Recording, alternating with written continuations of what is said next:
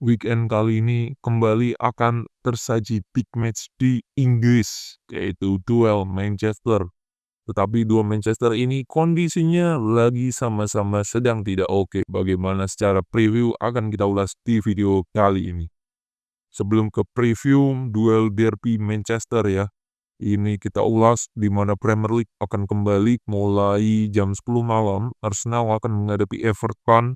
Kalau saya melihat di sini Everton sedang masih tidak oke, jadi saya masih menjagokan Arsenal di sini. Kalau lagi main kandang, harusnya Arsenal bisa menang selisih 2 gol lah.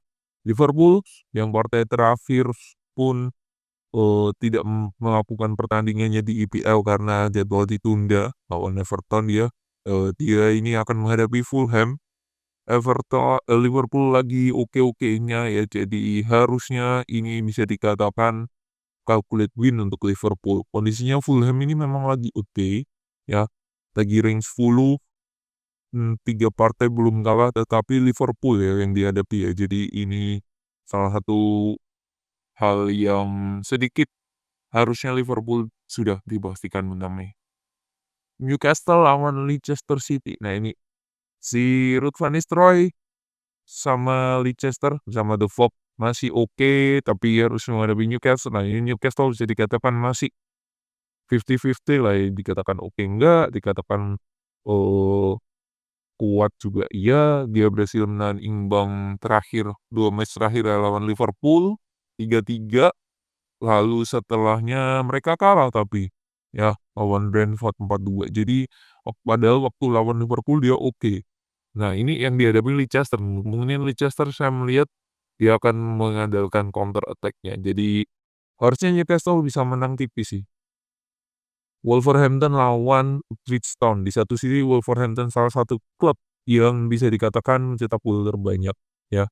Wolverhampton ini selama 15 match dia sudah mencetak 23 gol. 23 gol ini termasuk tertinggi lah ya, termasuk paling tinggi itu Spurs 31, lalu Brentford juga paling tinggi itu Chelsea 35. Lalu si Spurs dan si Brentford 3-1, dan si Wolver ini 2-3 cukup oke ya. Cuman 3 match dia tidak bisa menang, kalah terus. Begitupun Ipswich juga sama, 3 match kalah terus. Jadi ini harusnya menjadi partai yang menarik kalau keduanya di degradasi ya. Ipswich 18, Wolverhampton 19. Ini kalau salah satu menang bisa sedikit melegakan keluar terlebih dahulu dari jurang degradasi ya.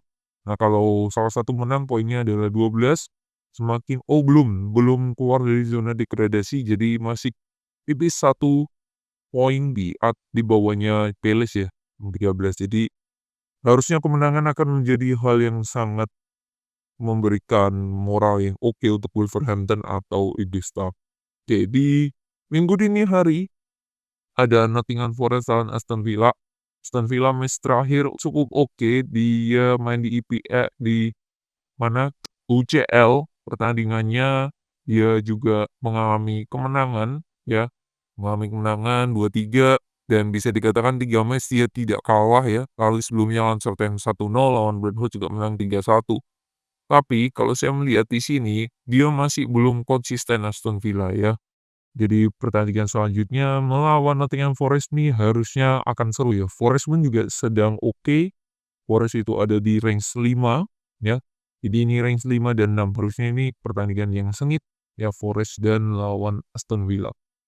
Oke, di Minggu ada Brighton lawan Palace ya. Brighton lawan Palace. Palace belum segahar musim lalu ya, masih di ring ke-17. Brighton lagi oke, rank atas ya dia ya, kalau nggak salah, rank 7. Tapi match terakhir dia draw lawan Leicester, struggle 2-2, disamakan.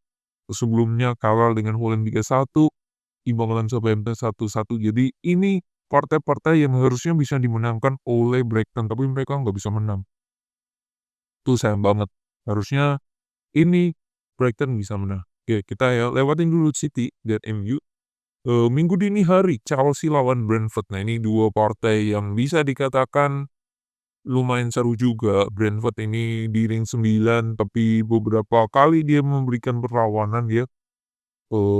menang lawan Leicester 4-1, terus sebelumnya juga jadi track record ngalahin MU juga sempat, jadi ini harusnya Brentford tuh oke gitu ya. Cuman yang dihadapi Chelsea, Chelsea lagi trennya positif banget jadi tapi ini mainnya di kandang di Chelsea ya, di Stamford Bridge, harusnya Chelsea bisa menang. Kalau saya menjagokan Chelsea. Sedangkan Spurs, Spurs belum oke ya. Spurs hasilnya juga belum oke. Dia dalam 5 match terakhir kalau kita lihat dia tidak bisa meraih kemenangan dia. Bahkan di Conference League mereka draw lawan Rangers, sebelumnya kalah comeback oleh Chelsea 3-4, kalah juga di Brentford 1-0, draw lawan Fulham 1-1, lawan Roma juga 2-2. Jadi Spurs belum oke, tapi Southampton ya nggak oke-oke juga gitu. Southampton kalau nggak salah masih degradasi ya ranknya.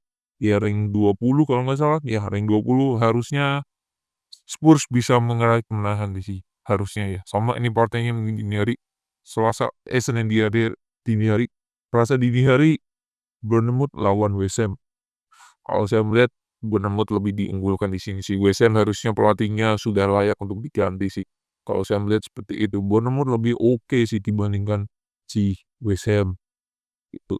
Nah, berapa lagi Bournemouth 3 match baru menang ya. 3 match terakhir dia menang terus. Lawan Ipswich, lawan Spurs, dan lawan Wolverhampton. Jadi West Ham meskipun match terakhir dia menang lawan Wolverhampton, tapi saya tidak yakin dengan West Ham ini. Jadi saya lebih menjagokan yang namanya si Bournemouth ya. Pelatihnya ini harusnya Lopetegui ini harusnya layak untuk dipecat sih sudah. Kalau saya melihat seperti itu sih. Nah, derby Manchester City lawan MU. Manchester City kalau kita melihat ya di match terakhir mereka banyak memberikan perubahan ya. Ederson kembali lagi 3 back, tapi Gvardiol masih main. Rivaldo selingkuh turun ke belakang ya. Grealish mulai dimainkan di tengah dimainkan kemarahan Juve, tapi mereka ketagihan kemarahan Juve minim sekali peluang. Kalau kita lihat di sini statistiknya XG-nya bahkan 1,26, tipis banget. Dari 12 shoot hanya 3 on target. Itu menunjukkan bahwa mereka muter-muter di situ-situ aja sih. Ya, full possession pasti menang mereka. Ya itu. Itu si siapa City ya. Jadi ini masih saya bingung apa yang salah dari City ini. City secara eh, pemain pun juga masih sama ya. Kalau saya melihat ini di sini adalah mental dari City yang sudah mulai kena. Nah, MU nggak oke-oke juga gitu. Memang match terakhir dia menang, tapi lawannya Victoria Pleasant ya di Europa League ya. Tapi banyak apa ya rotasi yang dilakukan oleh Amorim ya, karena jadwal yang padat. Mungkin 3 back ini akan jadi back yang pasti akan dimainkan oleh Amorim, kemungkinan besar kalau saya melihat. Yaitu Mazraoui, Dele, dan Martinez. 3 back ini. Tapi kemarin Onana memberikan blunder, umpannya tidak melihat pemain belakang lawan, wah itu terus di konversi gol ya dari Victoria Freda. Terus kalau saya lihat dari wing di kanan ini kemungkinan akan ada Ahmad lagi, kiri mungkin masih ya boleh dimainkan. Dan di tengah ini ya, kemungkinan besar kalau saya melihat si siapa Ugarte dan juga si Maino kemungkinan akan main sih. Bruno mungkin akan Vero ya, mungkin akan menempatkan bukan Zirkzee, Højlund mungkin akan starting. Cuman kalau saya melihat di sini, pasti MU akan mengandalkan counter. Counter ada pemain yang speednya kenceng-kenceng. Kemungkinan besar, Rashford atau Garnacho, salah satu dari 2 pemain ini akan dimainkan. Kemungkinan besar ya, kemungkinan besar. Oke. Sedangkan City ya mungkin performanya tidak akan berubah dari sini. Ada 2 pemain yang menurut saya sering menjadikan banyak blunder yaitu Partio beberapa match di Kyle dan Walker. Nah, ini 2 titik lemah di City sejauh ini. Tapi yang kita lihat di sini, ini derby kadang menemukan apa ya, hal-hal yang bisa dikatakan tetap liga gitu. Di saat beberapa match sebelumnya City digadang-gadang menang ternyata anjing menang. Nah, ini pun juga sama. Kalau saya melihat dengan performa yang ada saat ini, imbang itu hal yang paling realistis. Tapi kembali lagi ini derby, ada memberikan sentuhan yang berbeda, gitu. Kalau saya melihat di sini ya, kalau defense-nya MU sama seperti babak pertama lawan Arsenal, MU defense-nya oke. Untuk segi defense, cuman, nanti ke transisinya itu yang jadi PR untuk MU, sedangkan di City-nya sendiri, kalau mereka udah buntu, udah mentok-mentok tuh, yaitu PR-nya di situ. Tinggal mereka semoga tidak memberikan kesalahan. Kalau match ini saya sedikit tipis, City mungkin akan lebih diunggulkan ya 5-2, 4-2. Tetapi MU wajib menang.